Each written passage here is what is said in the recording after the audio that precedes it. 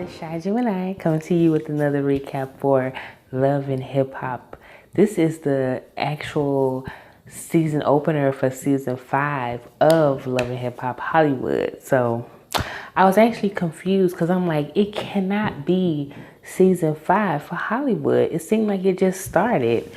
But after I researched it, said it is, y'all. So we just gonna roll with it, okay? So this season, I feel like this franchise of Love and Hip Hop is going to be better than Hollywood. Like the first episode was just crazy and it was like super lit. But it starts with K. Michelle. Well, excuse me, Kimberly, because she does not want to be called K. Michelle anymore because she feels like K. Michelle is a turnip queen. But for some reason, that bitch still shows up. Like K. Michelle is still there. You have not acted like Kimberly this entire episode. So she meets up with another crazy bitch, Moniece. And I'm like, these two hang out. It makes perfectly good sense. Honestly, they probably don't even need to be hanging with each other because they both crazy as hell. They meet up and they also have Bridget Kelly. And y'all know Bridget Kelly was on that last season also. So they meet up and they're catching up. And K. Michelle is telling them about her butt implants and how she had to get them removed because that shit was making her sick. You know, she let some doctor come to her hotel and put whatever injections he put in her ass. So she had to get them removed. She already had one surgery. She got to have another surgery to get it completely out. Moniece is talking about how she feel like this is her year. Girl, okay, we gonna let you roll with that, but okay. And then they brought back Bridget Kelly. Bridget Kelly was a mess last season. Let's hope she's not a mess this season. She talked about her beef that she had with Brooke and dealing with Boobie and how her and Brooke are on a different level, a different page. They're getting along now. Who really cares? They really didn't have to bring her back, to be honest. So we show Miss Nikki Baby, and does she look extremely different to y'all? Like, I don't know if it's the teeth or the face or something. Like, I like Nikki Baby, but something was a little off, just a little bit. So they bring her, she's having this brunch or whatever, and Princess Love walks in and she lets us know that after several attempts, her and Ray J are finally having their baby. Cool, whatever. Lyrica comes up and I'm like, I hate her hair. I hate it. Like, who does she remind me of? Like, I get her confused with Tierra Marie. Have any of you all gotten her confused with Tierra Marie? Like, sometimes when she come on screen, I'm like, oh no, that's not Tierra. That's Lyrica. Okay. So she's telling us how she toured with K. Michelle, you know, and how that went. They introduced this girl, Paris, who was a former assistant to some of the stars. Keisha Cole was one of them. And, you know, when Lyrica is talking about her tour with Kimberly, K. Michelle, she was like, you know, she could be sweet or whatever, but watch out for her. And they're like, what's wrong? Why? What's the problem? So Paris lets us know that K. Michelle accused her of stealing from her. And what she did was actually she got a Lyft car or something. And it turned out to be $50. Well, I'm going to tell you this. Whether it's $50, 50 cents, $5, I don't care how much money it is. If you stole from me, you stole from me. So if you stole from her, you was wrong, girl. Paris is talking to Princess about how she want to hook up with a boss. And a boss particular is Ray J. And I'm like, girl, Ray J is corny as hell. Like, why you want to hook up with Ray J? But anyway, Princess was like, well, I ain't talked to Ray J because I left. He been going to Vegas so much, and some bird inboxed me talking about, you know, she was in Vegas with my husband. So that's when they showed that some girl was claiming that she was in the Vegas room with Ray J. So now she mad and she living with one of her friends or whatever. She moved out. I'm so sick of the drama between Ray J and Princess Love. Y'all have no idea. So, you know, we're going to explore that later. But Ray J meets up with A1. And I thought it was the funniest thing when A1 was, when he pulled up to the Lucci event. Ray J was like, hey, y'all, it's A1. And I know them people was probably like, who? Who is this guy? Like, who the fuck is A1? Who cares? So A1 and Ray J is outside talking. They going to Lucci's event. Y'all remember Lucci? Lucci was here last time. I'm trying to figure out, who does Lucci remind me of? He reminds me of some character. I can't put my finger on it, but he definitely reminds me of a character. And when I find out who it is, I'm going to let y'all know. So Lucci is all turned up and hyped because he got an advancement. He got a new deal with a record label. He got this advancement and all this stuff, and he turning up, he popping bottles. And I'm like, Lucci,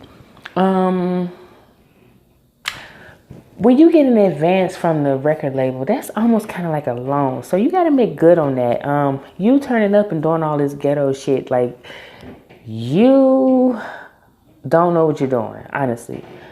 You're not supposed to be spending that money like that.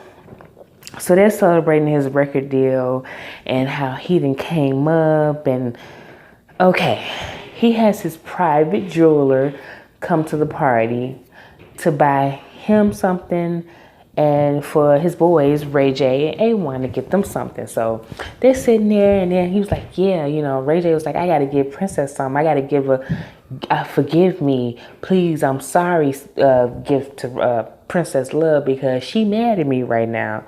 So he proceeds to tell him, you know, what's going on. And Lucci was like, yeah, I seen it all over social media. Like, man, what is going on? So he getting the gift for her. And I'm like, this dude, Lucci, you could tell when somebody got new money. Like, when people have new money, they just go crazy. They do and spend and just do all kinds of crazy stuff. Like, it's always my people, too. It's always my people that when they get money, they just got to act a damn fool. So, K. Michelle meets with Lyrica, and this was the strangest scene. So, Lyrica comes in, and K. Michelle starts to read her about the fact that when she opened for her in New York, Lyrica was an hour late. And that's what she had told Moniece and them when they first met for lunch or whatever. She was like, you showed up an hour late. I had to pay for that hour that you were late. You have a problem with entitlement and you're spoiled. And Lyrica's like, you know, Lyrica came in there almost kind of humble. Like, you know, she was happy to be working with K. Michelle. Like, she was proud of K. Michelle. Like, she almost looked at K. Michelle like a mentor. And K. Michelle immediately went in on her and called her a privileged princess. Like, it was just the strangest scene to me, y'all. So they're getting into it, and then K. Michelle calls Lyrica fake. And then she says, you have a fake marriage. That's not a real marriage. Y'all just together for the fame. And I'm like, what the hell is going on? And then she proceeds to tell her that she's trying to fuck Safari. And I'm like, what? Like, what is really going on? So they're going back and forth. Lyrica leaves. She's like, you know what? I'm out of here. Like, you are totally in left field. I don't know where you're getting this from, but I'm about to get the hell out of here. So she leaves out. And then the IV doctor comes in. K. Michelle's getting her IV. And then Lyrica comes back. And then they start battling over the microphone. And it's not like a rap battle or a singing battle or nothing. Like, they're literally holding the microphone, battling each other and talking about each other. And I'm like, this shit is crazy as hell. Look, K. Michelle, you're really trying to come over here trying to convince us that you're not K. Michelle and that you're Kimberly. But K. Michelle just kept showing up. Like, she kept showing up. And no matter what you tried to do, she kept showing up. And she just went in on Lyrica. She wouldn't let her talk. She was on the mic calling her all kinds of names and bitches and all this stuff. And I'm like, This is crazy. But what was even funny is that they on the microphone battling each other. I was like, what the hell is really going on? So they had to escort Lyrica out. Because K. Michelle was, and then this is the thing.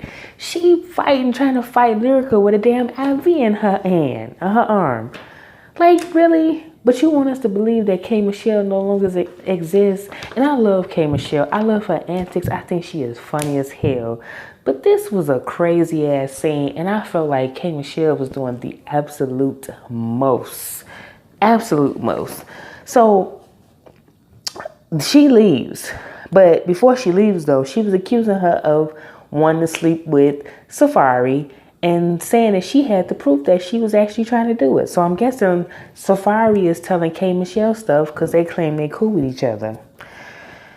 Mess, girl, mess. So they're at another event and Tierra walks up with Nikki Baby and Ray J was there. I don't know if it was Ray J event or what, but they was all in the same building. Tierra looks good. She actually looked healthy.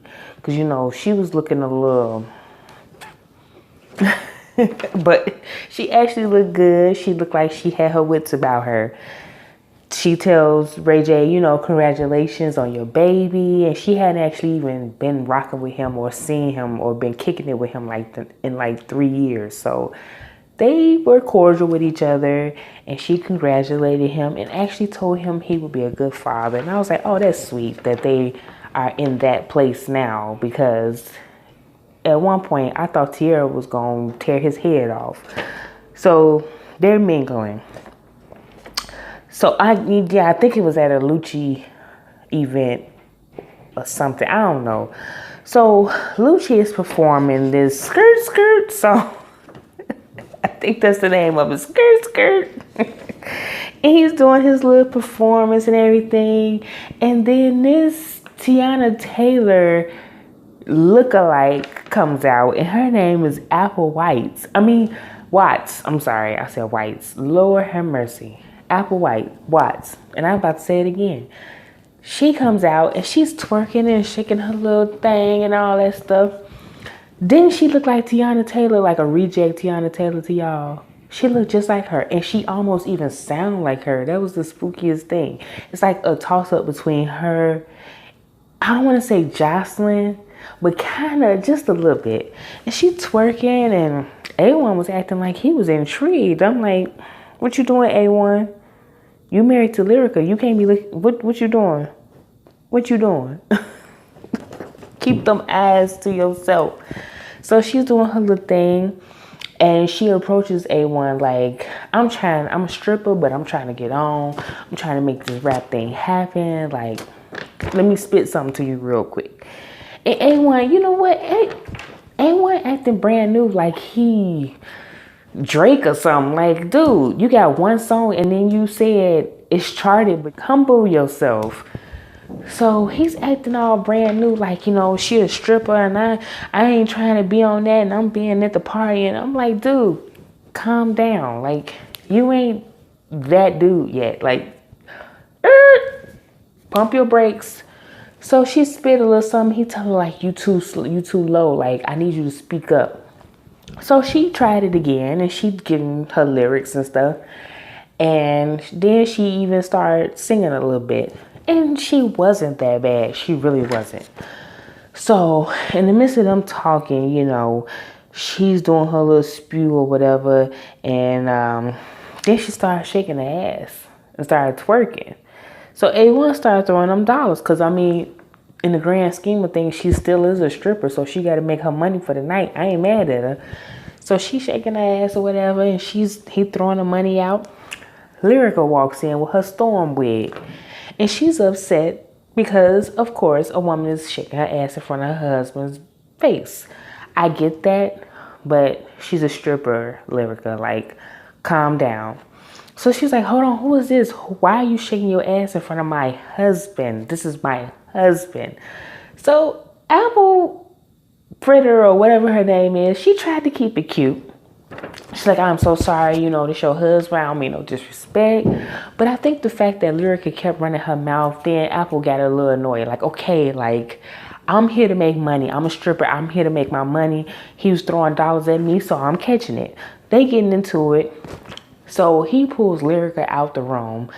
They're going crazy, but before she actually got pulled out the room, she slapped A1 upside his head in front of everybody. That's the number one thing you don't do to a man. Don't slap him upside his head in front of a bunch of people. So she slapped him upside his head. He had to take it outside. Like, hold on, you tripping. So he took it outside. They talking. She was like, you know what? You got this bitch shaking her ass in your face and all that stuff. And he's trying to explain. And she was like, I already had a bad day. I got into it with K. Michelle. This is what she said to me. She told me I was spoiled and I was entitled. And then she said I'm a fake ass bitch with a fake ass marriage and all that. And I'm like, girl. Whew. So everyone was like, you know what? I'm going to have a little talk with Kay. Like, I'm going to go talk to her because I guess he produced a couple of songs on her last album. I'm going to go talk to her and see what's going on. Ray J is going home. And somebody mentioned on Twitter that it has some type of lock on there on the front door of the house that he walked up to. And usually that means that it's an Airbnb. So that's 9 times out of 10, that's not his house. So he walks in the house, his fake house, whatever. And Sonya, his mama, Sonya Norwood, is there with her Whitney Houston bodyguard wig, waiting to talk to him. And Sonya says that, his wife had no business, and she kept putting the quotations, wife, like she's not really a wife, but we're going to call her a wife. Putting the business out there on social media without even really having the facts, which I agree with you, Sonya. She shouldn't have did that. She shouldn't have went to social media trying to rant and put her business out there. But, these people now of today love airing their business on social media. So she's like, she shouldn't have put the business out there without having all the facts, and she's gonna have to apologize for what she did. Sonya, mind your business. Like, what you said was true, and I know you're the manager and all that stuff, but mind your business. Ray J is a whole grown-ass man. If I'm not mistaken, he's in his mid to late 30s with a child on the way. Why are you all invested in his business? Nobody's checking for Ray J. Nobody really is looking at him like he's a Drake or a Jay-Z or somebody. Nobody takes him serious, unfortunately. I'm sorry. Nobody takes him serious. So why are you making it a big deal? We heard about Ray J's antics or whatever Princess Love was feeling about him at that moment, and we totally forgot about it the next week. And unfortunately, your son has a track record of being a hoe. So, really? So she wants her to apologize, and then she says if she doesn't apologize, she ain't gonna talk to her. If I was Princess, I'd be like, really? Thank God. Can you promise that? Can you write that on paper? Thank you. Because I don't want to talk to your ass no way. So, Sonya, you can take your shake and go wig and go on somewhere. Nobody's checking for Ray J. And he made Princess the way she is because he was a dog in the past. Unfortunately, it takes a few tries for people to really believe that you're changed. So, and the thing is, he didn't make it no better. He didn't try to come home and fix things. He stayed in Vegas for a few more days. Like, it took him a while to even come back home. So, that's up to him to make it right with his wife, not you. So stay out of their business. But anyway, I feel like I'm going on a rant. So we show a little bit more of Apple Watts, and she has 2 children. She's a stripper, but she wants to break out and get out the stripping business and become a rapper. The usual story. So they show her talking to her friend Lily, who helps her, and she's like her voice of reason, and I can tell why. She told her, what happened with her and A1, and the girl was like, well, you could have actually avoided that confrontation, you could have presented yourself in a way that would have, maybe not caused the confrontation with Lyrica. So you want people to know that you're more than a stripper and you're more than shaking your ass. Like, that's up to you. And that was the perfect advice that she gave her.